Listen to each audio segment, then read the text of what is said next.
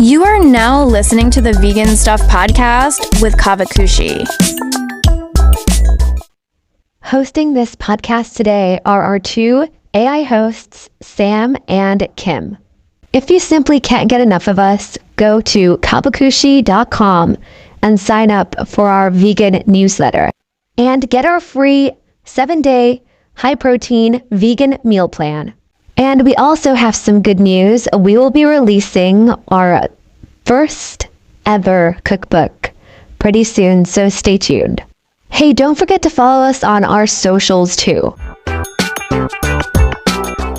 Hello and welcome back to a brand new deep dive with the Vegan Stuff with Caavakushi podcast. It's good to be back. I'm your co-host, Sam. And, if you're a regular listener, you'll know I'm the one who's probably more comfortable with a rescue dog than most people. And I am so excited for today's topic. And I'm Kim. I'm here with the encyclopedic details, I suppose. I'm Kim. And my main job is probably to stop you from adopting another animal by the end of this. Hey, no promises on that front. But seriously, today feels, a bit different. How so? Well, we're so often tackling the really heavy stuff, factory farming, the ethics of this or that. And it's vital work, but it can be draining. It can. It's a lot of confrontational truth. Exactly. But today we're shifting the lens. We're talking about compassion, specifically that deep, unbreakable bond we have with our non-human family and what happens when life, gets in the way of that. It really is the heart of the vegan ethic, isn't it? It's not just about what's on our plate. It's a worldview. It's about seeing other beings, not as property or livestock, but as individuals, as someone, not something, someone who deserves care and stability. Yes. And before we get into the hero of today's story, I want to ask you a question, and everyone listening too. Go for it. It's something that honestly, it keeps me up at night. As vegans, as animal lovers, we have this shared nightmare. We rescue these babies, we promise them a forever home. But what's the one thing that just terrifies us? I think I know what you're getting at. It's the what if. It's the what if. Yeah. What happens to them if something happens to me? Right. If I get sick, if I have to go into a care home. The thought of my dogs who've known nothing but safety with me ending up back in a cage or worse, it's paralyzing. It's a completely valid fear, and the research shows this anxiety is especially acute for the elderly or people facing terminal illness. I can imagine. We have data showing people will actually refuse medical care or delay moving into a home where they'd be safer because they're so terrified of what will happen to their companion. I get that. I would probably do the same thing, which is just heartbreaking. They choose their pet's well-being over their own health. But, and this is why I'm so hyped for today, we found the antidote. We found the solution to that fear. Today, we are doing a deep dive into the Cinnamon Trust. Yes, the Cinnamon Trust.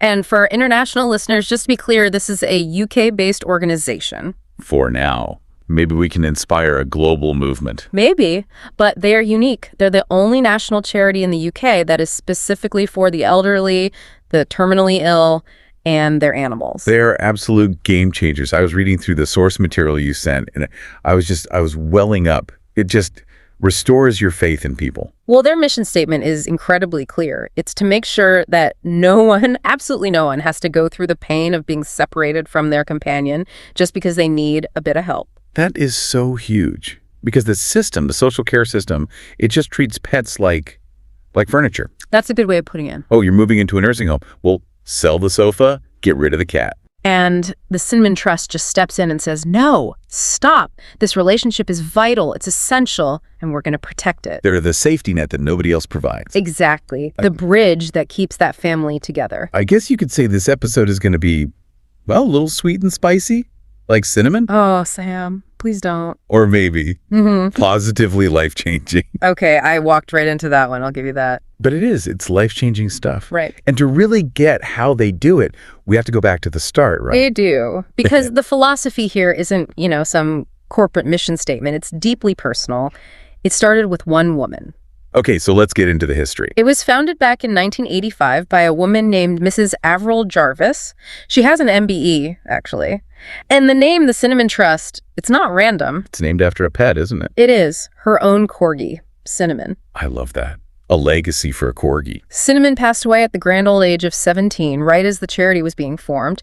And Avril had this aha moment, you could call it. What was She was just looking around and seeing this huge crack in the system that people were falling through. She saw the absolute heartbreak of elderly people being forced to give up their animals. Maybe they couldn't walk their dog anymore, or they were moving into a care home with a strict no pets rule.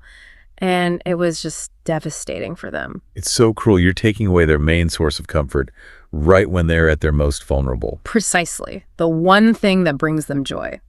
And she just decided, no, I'm going to build something to stop this from happening. And this is where it clicks for me with the whole vegan worldview, their motto. If you love them, we do too. Just that simple sentence. If you love them, we do too. It carries so much ethical weight. It does. Because it just completely rejects that idea of animals as property you could just get rid of. It says, no, this is a family member. The language they use in all the source material is so telling. What do you mean? They use words like babies, companions, cherished friends. They're not talking about assets or possessions. And the whole model is built on this idea they call the circle of giving. It's important to point out they get no government funding. Zero. Really? None at all. None. It runs entirely on kindness, on people's time, and on donations. It's a grassroots, decentralized network of compassion. Okay, so let's get into the practical side. How does this actually work? If I'm, say, 85 and I can't walk my terrier anymore, what does the Cinnamon Trust do? Well, the first layer of support is all about keeping families together. That's always the primary goal. Keep the pet with their person. Right. And to do that, they've built this enormous network of volunteers all across the UK. The numbers are staggering. How many are we talking? Sources vary, but they mention anywhere from 17,000 to over 20,000 active volunteers. Wow. That's a small army. That's bigger than some towns. It really is. And these are the people who step in to do the physical things the owner can no longer manage. The most obvious one is dog walking. Which makes sense. You know, if you're a bit frail, having a little dog pulling on a lead is a massive fall risk. But you still love that dog. You still want them on your lap in the evening. Exactly. So a volunteer pops around, takes the dog for a good run, gives them their exercise, and the owner gets to rest, knowing their friend is happy and cared for. But it's not just walking, is it? Oh, not at all. They do grooming, brushing a cat, keeping their fur from getting matted, which can be really hard if you have arthritis in your hands. Of course. And cleaning. Cleaning, yes. Changing litter trays, cleaning out bird cages. You know, walking a dog is fun. You get fresh air, the lovely thing to do. Cleaning out a stranger's litter tray, that is pure altruism. That's someone who really cares. It is practical compassion in action. And they also provide transport.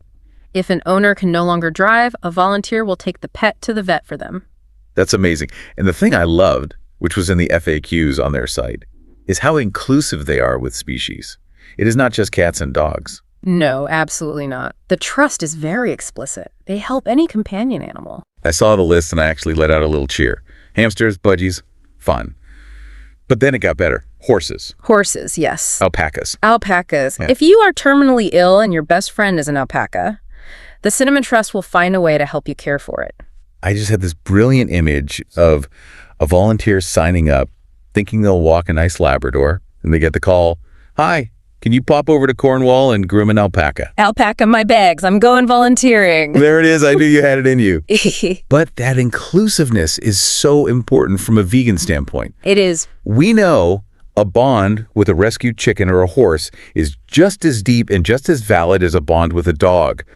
This charity actually recognizes that. They don't practice speciesism. It validates the relationship no matter what the species. But that brings us to the next level of care, because sometimes, even with all the help in the world, an owner passes away. Or they have to move into a nursing home that just will not budge on their no pets rule. So this is the nightmare scenario, the orphan pet. What happens then? This is where the service they call pet profiling comes in. And it's genius because it offers peace of mind before there's a crisis. Okay, I think everyone listening needs to really hear this part. This isn't just reacting. This is planning. Correct. The trust encourages owners to fill out a super detailed profile of their animal now while they're well. And when I say detailed, I mean it. What sort of things do they ask? Everything. Likes, dislikes, their exact food, sleeping habits, favorite toys, what their nickname is. So if my cat only likes being scratched behind his right ear and is terrified of the sound of plastic bags. I write that down. You write all of it down. Because if something happens to you, the trust uses that profile to make the transition as stress-free as possible. They're not just throwing the animal into any old situation. They try to replicate the exact care you gave. They want to know the whole routine. There's a beautiful testimonial in the notes about this. Amber's story. Yes, Amber. She profiled what she called her furry and feathered family, and I love that she called them her babies. Me too. She said she signed up so she could be sure they would always be safe and loved, no matter what.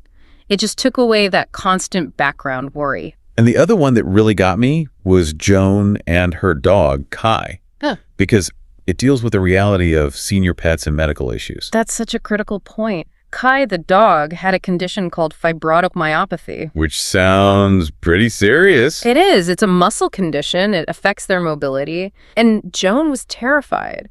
She thought that if she wasn't around, a normal shelter would just look at this dog with a complex medical issue and put him to sleep.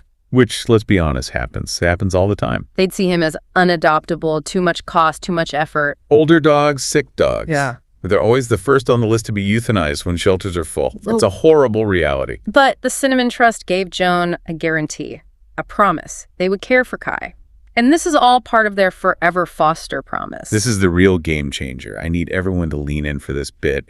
Did you know we have a vegan search engine, a vegan forum, a vegan newsletter, and so much more coming soon? So why not check us out at Caavakushi.com.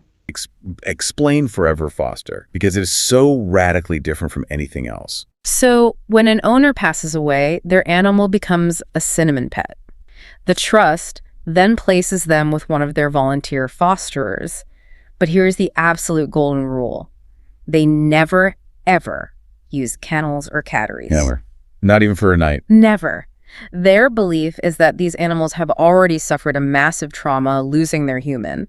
To then put them in a cold, loud, concrete kennel would just be compounding that cruelty. So they go straight to a home, a loving home. Loving home. And now we get to the financial kicker, which is just, it's brilliant. Okay, this is the best part. The Cinnamon Trust pays for all of the vet bills. For the rest of the pet's life. For the rest of their entire life. Just take a second and think about what that actually means. It completely removes the single biggest barrier to adopting a senior animal. Absolutely. So many people would love to give a home to an old dog, but they're terrified of the vet bills, arthritis, heart medication, dental surgery. It can run into thousands. Oh, easily. By covering all of those costs, and the sources are clear, it's all veterinary expenses. The trust makes these animals incredibly desirable to fosterers. It's like it decommodifies the animal. It's saying this individual life has inherent value and we will pay whatever it costs to sustain it. That is pure vegan ethics right there. Yeah. It's not about, is this animal worth the money? It's just, this animal needs care, full stop. It allows people to open their hearts without having to worry about their bank balance. And it means a dog like Kai, with his complex condition, gets the best care possible forever. His life isn't at the mercy of a budget sheet. So the goal is always a foster home. But what if one isn't available right away?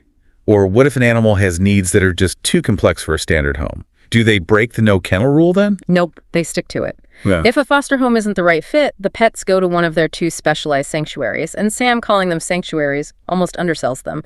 They sound more like 5-star retirement homes. A vegan paradise. Okay, where are they? There's Poldarv's Farm in Cornwall, which they set up way back in 1988, and then Hillside Farm in Devon, which opened in 2000. And describe the atmosphere, because when I hear farm sanctuary, I'm thinking, barns, maybe some mud, straw bedding. Not this. The sources describe it as a genuine home from home. They literally have cozy sofas, rugs on the floor, TVs playing in the background. You're kidding me. They have TVs for the animals. They do. The idea is to replicate the domestic environment they've lost. If a dog has spent the last decade snoozing on a sofa while their person watched daytime telly, complete silence is stressful. So they keep the TV on, they get home-cooked meals, it's all free roaming, no cages. I have this perfect mental image of a group of old dogs and cats just lounging on a sofa, watching the news. Oh, Brenda, the interest rates are up again. Pass the biscuits. And it's not just dogs and cats. The sanctuaries are these amazing interspecies communities. The notes mention horses, ponies, tortoises, and chickens all living together in harmony. It's the peaceable kingdom. And wasn't there a story about a woman named Lady O'Hagan and her sheep? Yes, and this is such a great example of the vegan ethic in practice. Lady O'Hagan had raised her sheep from lambs. To her, they weren't livestock, they were family. They'd come to her for breakfast every morning, they had names, they had a routine, and her biggest fear was that when she passed, they'd just be sold off for meat. Which is the standard fate for a sheep in our society. Right. But the Cinnamon Trust made her a promise. They promised to care for the sheep exactly as she did. They saw the individuality in those sheep. So now I'm picturing the sheep on the sofa, watching TV. I don't know if the sheep are allowed on the sofas, but with this charity, honestly, I wouldn't be surprised. In my head, the sheep have their own special armchair. There's another feature at the Hillside Sanctuary that I found really fascinating from a welfare science perspective. They have a sensory garden. Oh yeah, this sounded incredible. Yeah. But it's not just a pretty garden, is it? It's based on science. It is. It was actually funded by a group of lottery winners, which is a lovely detail. But the design is based on a concept called zoopharmacognosy. Okay, that's a big word. Break that down for us. It's a mouthful, but the principle is simple. It's the study of how animals self-medicate in the wild. Right, like how a dog will eat grass if it has an upset stomach. Exactly that. Animals instinctively seek out plants that can heal them or make them feel better. So how does the garden use that idea? It's planted with very specific herbs and plants, things like lavender, peppermint, comfrey, and valerian. So the animals can just, wander in and sniff what they need? Precisely. Lavender for calming, peppermint for digestion, valerian for anxiety. It gives the animals agency over their own wellness. It's not a human forcing a pill down their throat. It's respecting their intelligence and allowing them to choose what makes them feel better. That's a spa day. It's basically aromatherapy for dogs. But it's so much deeper than that. It shows this profound respect for their instincts. It connects to the whole philosophy of the trust. It's holistic. It's not just about keeping them alive. It's about giving them a rich, fulfilling life. Okay, so this whole operation, the vet bills for life, the 2 sanctuaries with their sofas and sensory gardens, that cannot be cheap. And you said no government funding. No, it's all down to donations and fundraising, which brings us to the community side of things and a massive event they have coming up that our listeners really need to know about. Yes.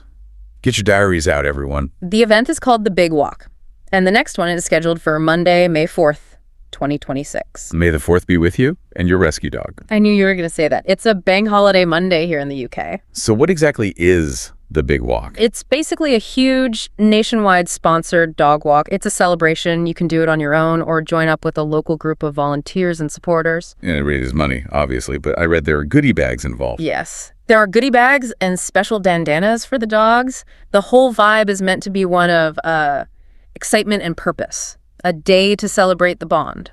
I'm officially challenging our listeners right now. You've got time to train. Get your pups ready for 2026. Or, your tortoise. Can you imagine doing a sponsored walk with a tortoise? That would be a very, very long day. You definitely need to pack a lunch. The big slow walk. But seriously, it's a great way to raise awareness, which is just as important as the money. And speaking of important work, we should talk about the humans who do it, the staff.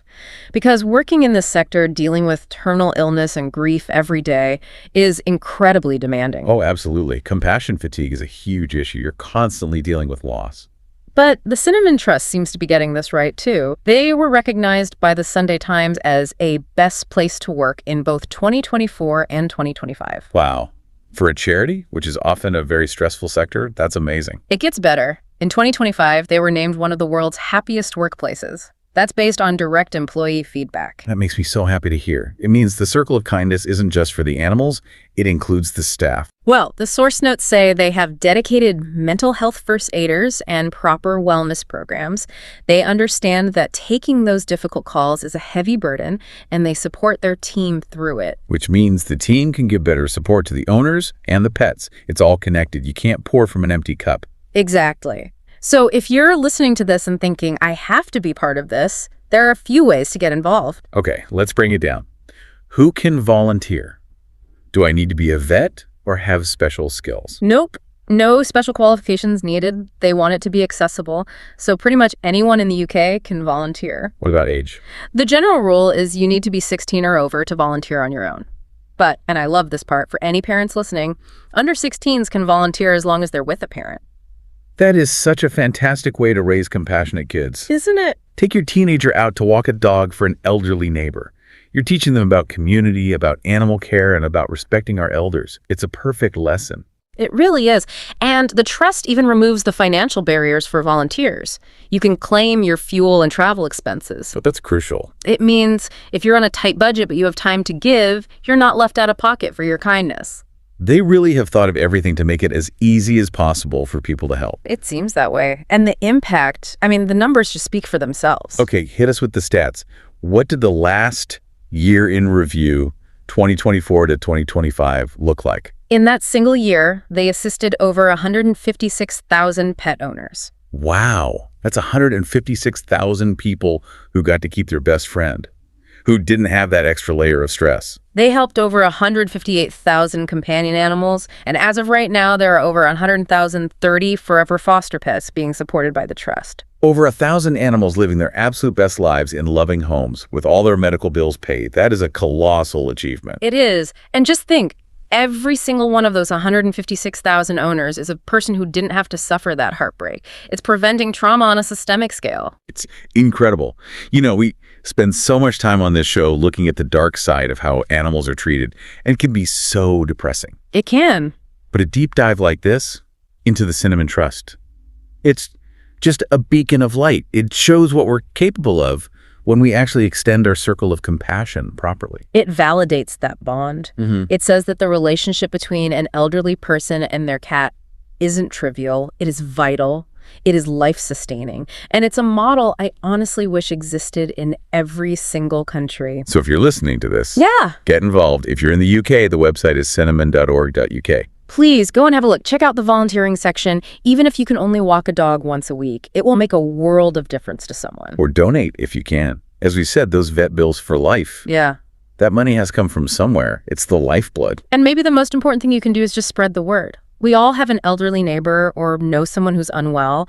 They might be struggling in silence, terrified they're going to lose their companion. Don't assume they know this help exists. Be the person who tells them. You could literally change their life. It really is that simple. This has been such a wonderful, wholesome deep dive.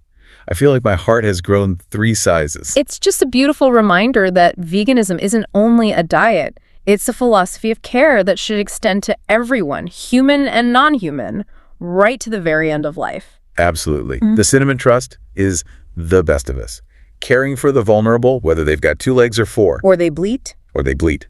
Or cluck. Or hum, if it's an alpaca. So thank you so much for listening. Please go check them out. And maybe think about your own animals. Filling out one of those profiles, it's just another act of love. That's great advice. Okay, everyone, keep it green, keep it clean, and go hug your pets. We'll see you next time. Bye for now. Thanks for listening. We hope you liked this episode. If you did, we'd really appreciate it if you could give us 5 stars on whatever platform you're listening to this podcast on. Also, we would be so appreciative if you could just share this episode or this podcast with all your friends and family who are vegans or vegan friendly. We're also really excited because we are going to be launching something really cool pretty soon on the site, so keep an eye out for that. And we will see you really soon with a new episode.